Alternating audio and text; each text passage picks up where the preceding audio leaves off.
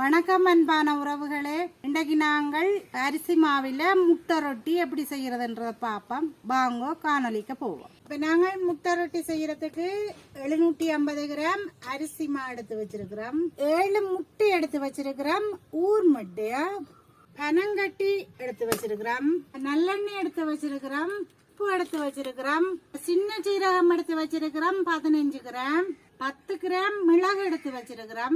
இது நாங்கள் தான் சட்டியில போட்டு வறுக்க போறோம், மிளகையும் சின்ன சீரகத்தையும். நாங்கள் இப்ப எடுத்து வச்ச மிளகையும் சீரகத்தையும் வறுப்போம். கன நேரம் வறுக்க கூடாது, சும்மா சூடு காட்டிட்டு இனி நாங்கள் இப்ப மிளகும் சின்ன சீரகமும் வறுத்து இடிச்சு எடுத்து வச்சிருக்கிறோம். முட்டை அடிச்சு வச்சிருக்கிறோம், ஊர் முட்டை உப்பையும் போட்டு அடிப்போம். அதுக்கு தேவையான அளவு போட்டு அடிங்க.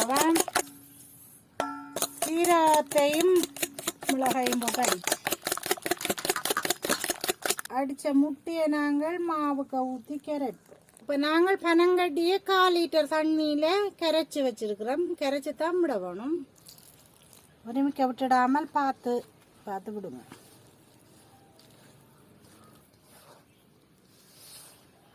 இப்போ நாங்கள் ரொட்டிக்கு இந்த பருவத்தில் தான் குழைச்சி வைக்குவோம். தோசை பருவத்தில் குழைச்சி வச்சா தான் நாங்கள் இனி ரொட்டி சுடலாம். அதே காலமாக குழைச்சி வச்சா இரவு தான் சுடணும். பின்னேரம் குழைச்சி வச்சிருக்கிறோம், விடியே சுடுவோம். பார்த்தீங்களா, நாங்கள் குழைச்சி வச்ச நாங்கள் நல்லா புளிச்சிருக்குது. இனி நாங்கள் சுட போகிறோம். காஞ்சிட்டு நாங்கள் நல்லெண்ணெய் கொஞ்சம் விடுவோம். நல்லெண்ணெயில் தான் சுட வேணும் இந்த ரொட்டி.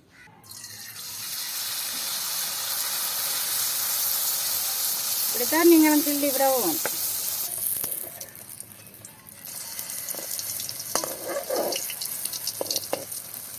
நாங்கள் அரிசி மாவிலானே குழைச்சி வச்ச நாங்கள் அரிசி மா கொஞ்சம் சிவந்து தான் வரும். இப்போ நாங்கள் இப்படி இந்த சிவந்து வர தன்மையில தான் எடுக்கணும். இப்போ நாங்கள் சாப்பிட்டு பார்ப்போம். உண்டை